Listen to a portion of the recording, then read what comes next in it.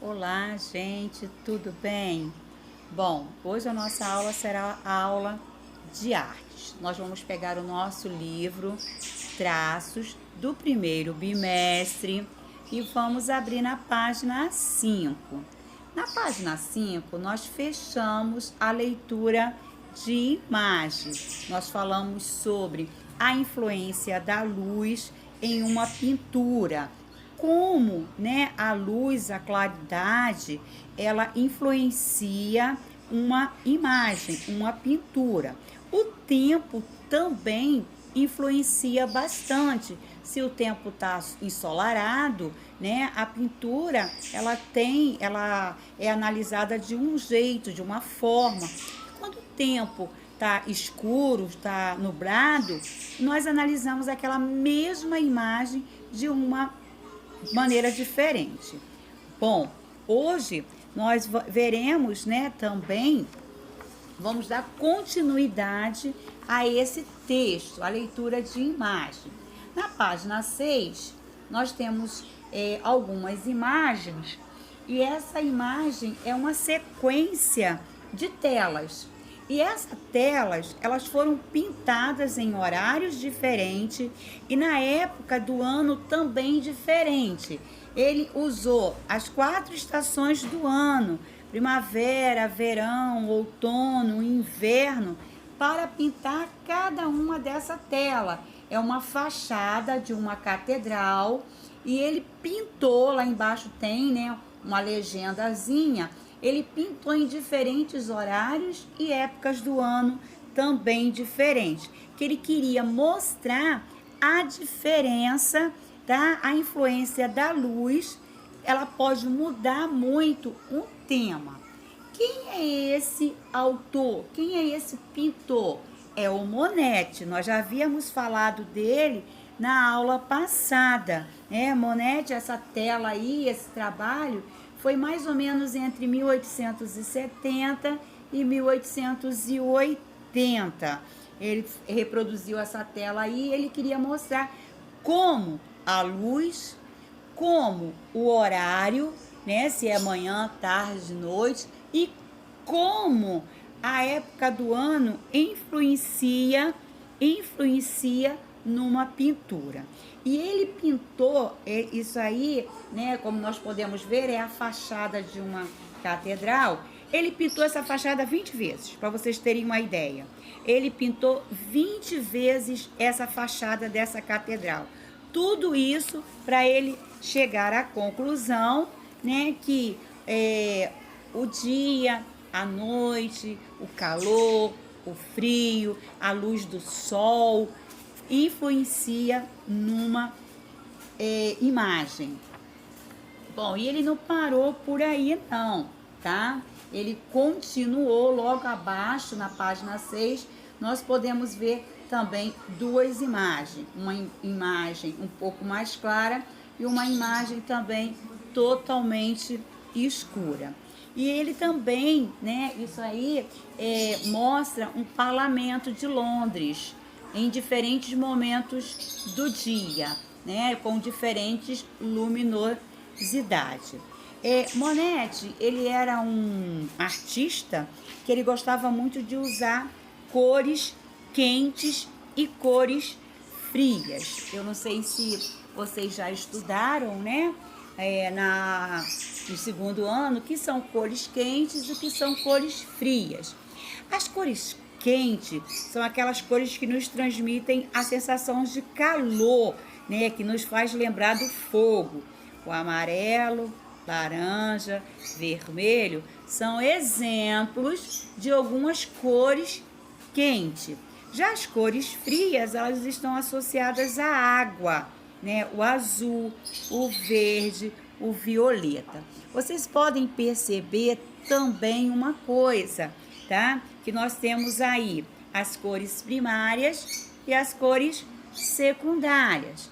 As cores primárias são aquelas cores que não precisa de mistura para ela existir.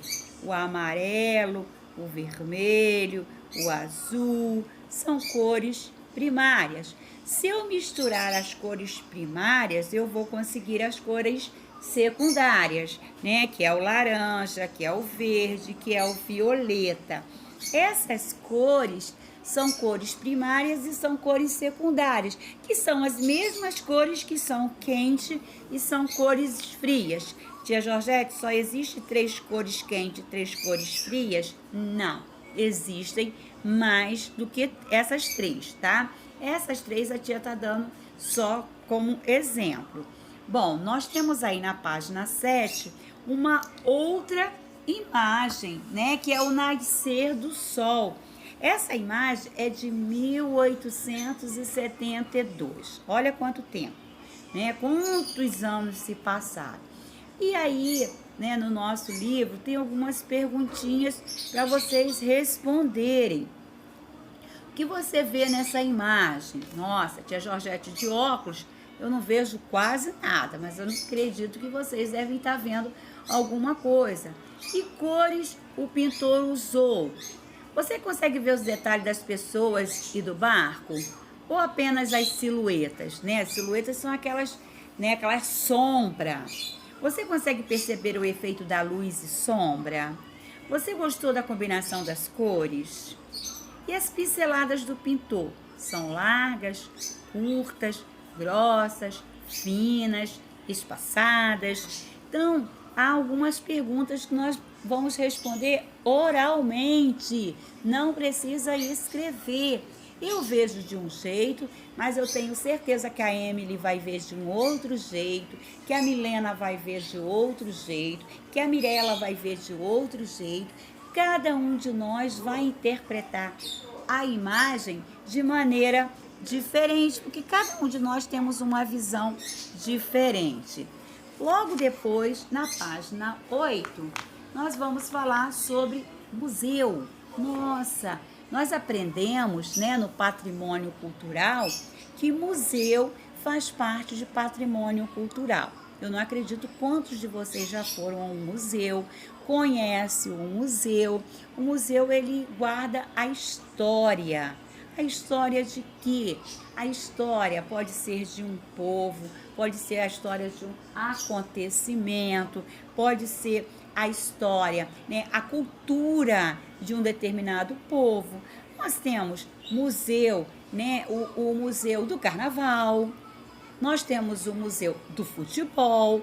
Só aqui no Rio de Janeiro nós temos uma imensidão de museus.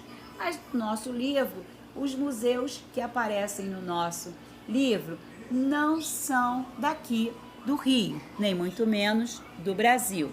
São 2, são de Paris, na França, todos 2 são de Paris. Bom, também eles têm alguma coisa em comum.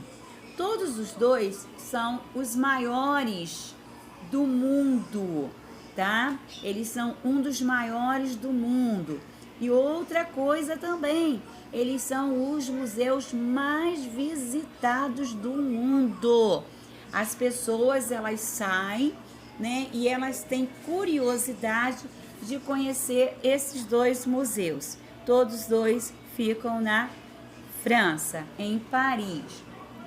E nós podemos ver que são museus bem antigos, eles têm mais de 200 anos, tá? Eles têm mais de 200 anos e temos aí 5 perguntinhas básicas.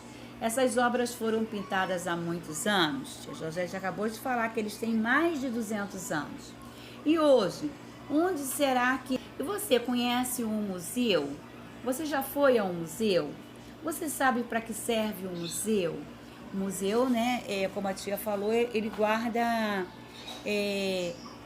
coisas, né, histórias de um povo. Nós tivemos há pouco tempo o nosso museu aqui no Rio que pegou fogo. Quantas coisas da nossa história, da história do Brasil, foi perdida.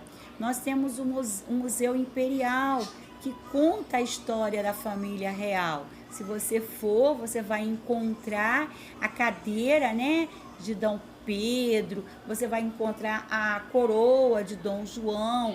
Então, são fatos que nos fazem lembrar a nossa história. Tem museu de quadros, de pintores. Esses aqui de Paris, quem for, né, vai conhecer várias obras de vários pintores famosos, inclusive do nosso Monet, que nós estamos falando dele. E logo abaixo nós temos uma arte para casa. Essa arte eu gostaria que vocês fizessem no caderninho de desenho. Você vai pegar um objeto da sua casa ou do seu jardim da sua casa. Pode ser um vaso de planta, tá? Pode ser um muro, pode ser uma casa, pode ser um objeto que tenha na sua casa. Você vai observar ele de manhã, de tarde e de noite. Você vai perceber se existe alguma diferença nesse objeto, de acordo com a intensidade da luz, se suas cores mudam de acordo com o horário, se de manhã está de um jeito, se à tarde está de outra.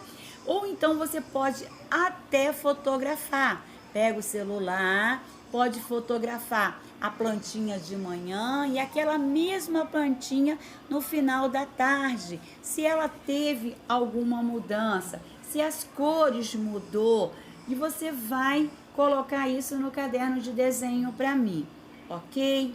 Muito bem. Na página 9, nós temos aí essa oficina de arte que nós não iremos fazer, tá? Nós vamos lá para baixo pensar e expressar as cores na arte. Nós vamos novamente falar sobre cores quentes e cores frias. Lembrando que as cores quentes são aquelas que nos fazem sentir calor, que é aquelas que são associadas ao fogo. E as frias nos fazem lembrar da água. Cores quentes, vermelho, amarelo, laranja. Cores frias, azul, verde, violeta. E nós temos duas imagens aí. Essas duas imagens a primeira tem as cores quente, nos faz lembrar das cores quentes, e a segunda nos faz lembrar das cores frias. E você vai olhar essa imagem, você vai responder também para a tia Georgette oralmente, tá?